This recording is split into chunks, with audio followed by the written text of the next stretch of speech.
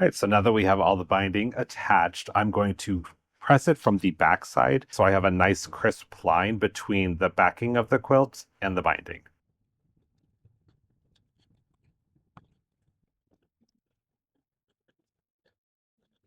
All right, now that we have that all pressed out, we're going to flip the whole thing over, and now we're going to work from the front. Now I'm going to show you one of my new favorite products, and it is this 1/4" steam a seam fusible tape. So it's kind of like what you would use for applique, but it's just in a 1/4" strip. So what I'm going to do is attach it to the quilt right along the edge.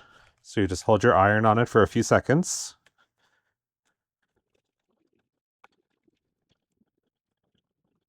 When you get to the corner, you can snip it, or I just tear it. All right, so we have one side all fused down, and I'm going to start just peeling off the paper.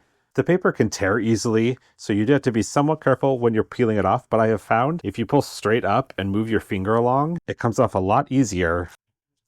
Now what we're going to do is take our binding and fold it over so that it covers the tape and like about 1/8 inch inside of the stitching line.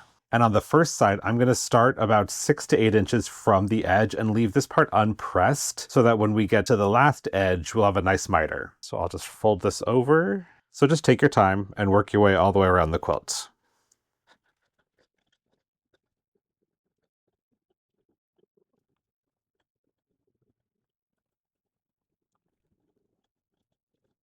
All right, we've got that pressed all the way around. So now we're going to head back to the sewing machine.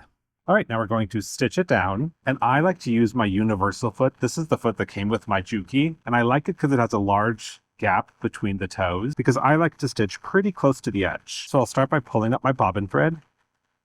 And that's just so I don't get a nest on the back. And now I'm just going to take a couple stitches back and forth to anchor everything. And then I will sew following the inside of the left toe to the fold of my binding and just stitch along.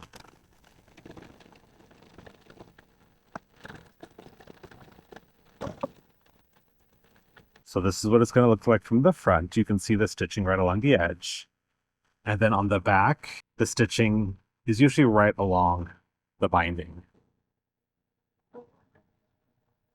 Now, as we approach a corner, what we're going to do is keep sewing till you get right to that 45-degree angle. So you'll be about a stitch in on the next side, and then we'll keep the needle down and pivot.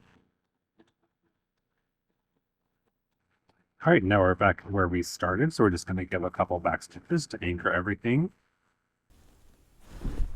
All done.